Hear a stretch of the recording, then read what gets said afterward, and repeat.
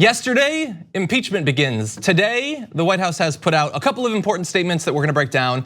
The first and the most official really was this: presidential harassment.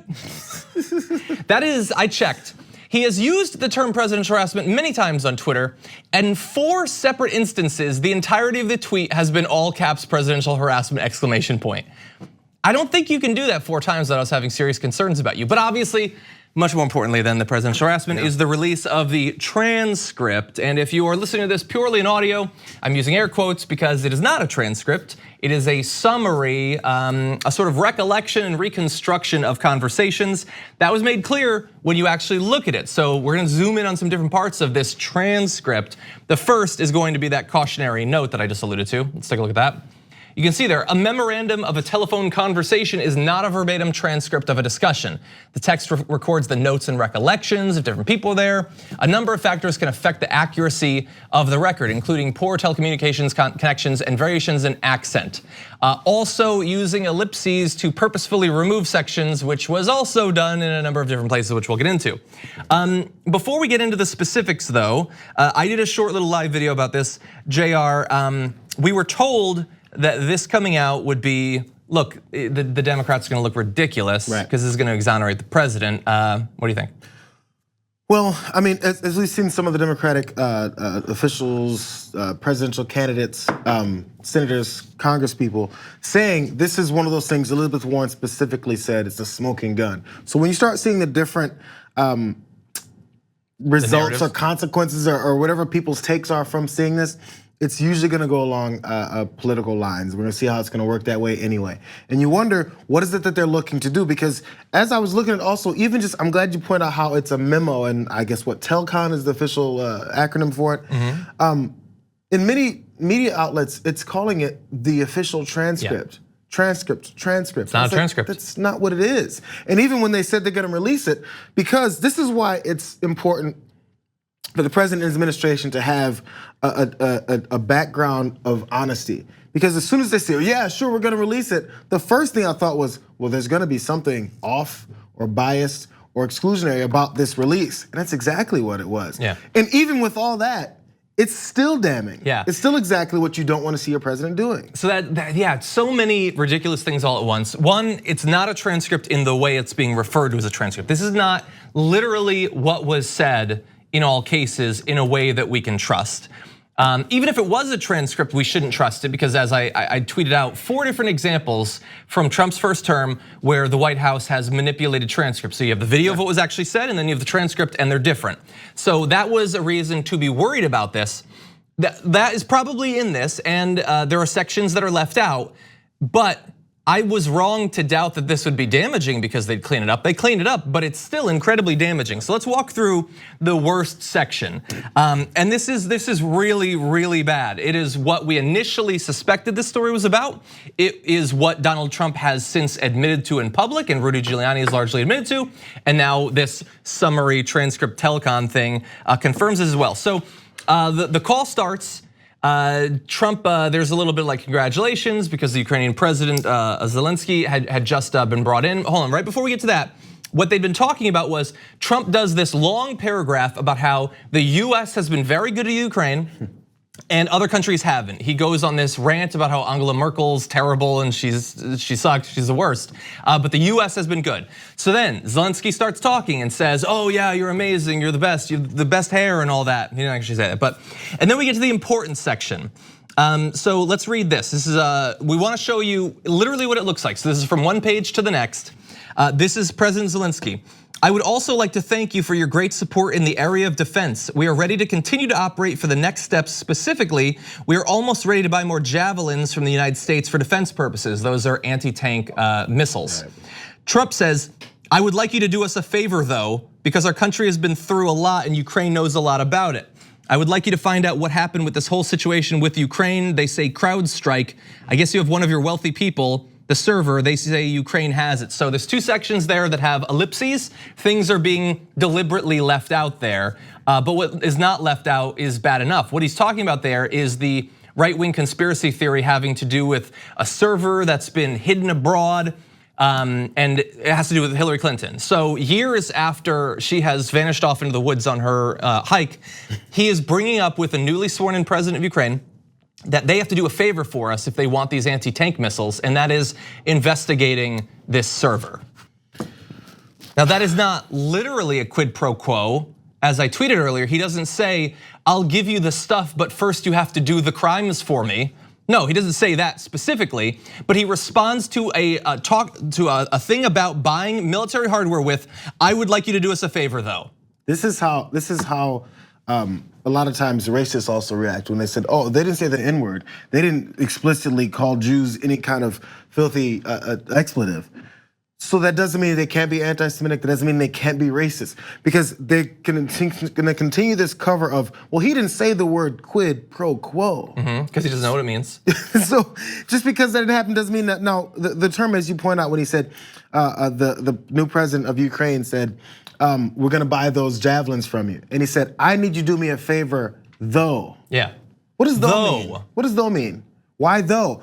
Do me a favor though, before you do those things, like we're gonna continue to have this a friendly exchange of money and weapons, I need you to do this for me though. Though means with some kind of stipulation. Do this for me, though, with my political opponent. Why is that not seen as the explicit pants on fire lie that he's been talking about? Most people understand that. The right wing is trying to cloud the issue because they know how bad it looks. They know that this is terrible, this is illegal, so they're trying to cloud the issue. But rational people can see exactly what is going on there. This is dialogue from an episode of The Sopranos. That's all it is. We actually have sort of an allusion to that later on. Quick note. By him bringing up the crowd strike thing, that theory, that says that as of a few months ago, he still doesn't believe that Russia was responsible for the hacking of the DNC, that's how that emails got. That's what this theory is that secretly there's this other thing that explains it. So this is, by the way, after the Mueller report comes out, this is after Mueller's testimony, this is after all of this. He still believes this whack job theory of what actually happened. He doesn't believe our intelligence service. This doesn't have to do with 2016, because I thought that the Democrats are relitigating 2016 in this situation. Yeah. So here's the thing. This is terrible, obviously, but you might say, well, we haven't heard anything about Biden yet. Well, they get into it, and so this is the same paragraph I'm going to read you. So we need your anti-tank missiles. I need you to do us a favor though, and to give you an idea if this is a favor for the country or favor for Trump, he's already said, I want you to pursue this grudge I have against Hillary Clinton, this conspiracy theory from 3 years ago. So there's that, but he goes on and says, there were a lot of things that went on, the whole situation. I think you're surrounding yourself with some of the same people. I would like you to have the Attorney General call you or your people, and I would like for you to get to the bottom of it. As you saw yesterday, that whole nonsense ended with a very poor performance by a man named Robert Mueller, an incompetent performance, but they say a lot of it started with Ukraine. Whatever you do, it's very important that you do it if that's possible. Immediate response to that by the president, yes, it is very important for me, and everything that you just mentioned earlier, for me as a president is very important, and we are open for any future cooperation. We are ready to open a new page on cooperation and relations between the United States and Ukraine. So what you have is Trump says, we're really good to you, we give you money, nobody else does, you can only count on us. The Ukrainian president says, we want to buy anti-tank missiles. Trump says, I need a favor though, and the Ukrainian president says, I understand and I want us to have a partnership. Now, when I don't know what else is supposed to be there. And now, when you have $400 million that's withheld in aid that the United States gives to Ukraine, which also, again, Ukraine is desperate about wanting to get into the coalition of the Western powers and all that stuff. And we know Ukraine's connection with Russia and how Putin doesn't want any kind of independence or detachment from their point of view, especially when it comes to things like this. So with all that surrounding it, and also which we've all seen and honest people will admit, there's been a lot of conversations between Putin and Trump about who knows what. And we know Putin has this love for Trump. Trump has this love for Putin. So with all that pressure, the new president of Ukraine would be sitting back going, I really want to do what's best for my country right now. So whoever it is that's in power that's threatening me, not explicitly, but telling me, hey, $400 million withheld, we need this from you. You're desperate to get some kind of level of detachment from your country. So how about you hook us up with this and we'll make that happen? Yes, I'm extrapolating and I'm putting the whole puzzle together in a way, but that's what was happening. Yeah. So if I'm on that phone call, I'm putting it together still. I'm going, man, what's he telling me? In a way, what should I do to make sure this comes out well? It's a 30-minute phone call, by the way. Yeah, that's summarized in 5 pages to give you an idea of how much is being left out. And the president totally understands who he's dealing with. He understands how corrupt Donald Trump is because in other sections of the transcript, he refers to how he is trying to drain the swamp in Ukraine and how Trump has been a great teacher in that area. And he also says that when he visited the United States earlier, before he was president, he makes a point of saying that he stayed at Trump Tower. So just to give you an idea of his understanding of how corrupt these dealings are going to be. Last thing, and keep in mind, even when Trump was running in 2015, there was known approaches that foreign leaders had with talking to Donald Trump. It's kiss his butt, make sure he thinks you like him, make sure he thinks you like him, and then say glowing things about him, and he'll do whatever you want. Exactly. So you just go along with what he's saying, because that's what's beneficial for you. Yeah, no, I said that it would get into Biden. Here's that. This is Trump. The other thing, there's a lot of talk about Biden's son, that Biden stopped the prosecution, and a lot of people want to find out about that. So whatever you can do with the attorney general would be great. Biden went around bragging that he stopped the prosecution. So if you can look into it, it sounds horrible to me. So again, favors. Oh, by the way, we know this. I just want to make sure that you remember that this isn't just they ask for aid and he says, I need a favor. What's lurking in the background of this call is, as you'll recall, a week earlier, new foreign aid had been allocated, hundreds of millions of dollars by the legislature, which is their legal right and responsibility to do. And Donald Trump said that it should be stopped and it was cut off. So a few days go by, then he calls the guy with that specter lurking in the background that we have put a hold on your aid. So maybe just bear that in mind as I ask you for a couple of the personal favors that I'm looking for. As Alex Koch had tweeted, we'll show you just briefly, there are those ellipses that have been cut out. And references, by the way. So there's both the ellipses, that's explicitly something has been removed.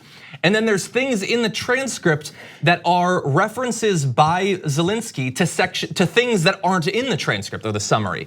So clearly something was taken out that Zelensky is later referring to, but we don't know what it is because it's not there. Let's see. How's that possible? This is the official transcript, John. Yeah, exactly, you would think so. Yeah, like if we bring this section up, and look, you should totally look over it. It's only 5 pages, won't take you very long. But we bring up this next section, it's this long thing about how they should work with the AG, which is our lawyer, but Trump considers him his personal lawyer, and Rudy Giuliani, who is literally his personal lawyer. We're gonna talk about that more later. He's not a government employee, he is not a diplomat. He is the personal lawyer of Donald Trump. And on this phone call, he's saying, I want you to work with my personal lawyer. So to get an idea of whether this is a national favor or a personal favor, it involves his personal lawyer. And yeah, I mean, look, like some people have been, there's been some great analogies, I forget who it was, but it was something to the effect of, this is like the corrupt goals of House of Cards with the political acumen of Veep. Like, it's laughable that they thought that this would exonerate him. This is everything. It's not everything that we're gonna find out because it's gonna be the whistleblower, and the whistleblower has referred to things other than just this phone call. And there's sections that are left out of the phone call that we might or might not ever find out about. But this is everything that was alleged against him, that they'd already admitted to, and now it's in the thing they released to defend themselves. So all that's left is whether or not the American people will see what's right in front of their face versus what this administration is telling them to see. Yeah, and unfortunately there's a lot of really irresponsible, corrupt people that are trying to cloud the issue to protect the president. Yeah.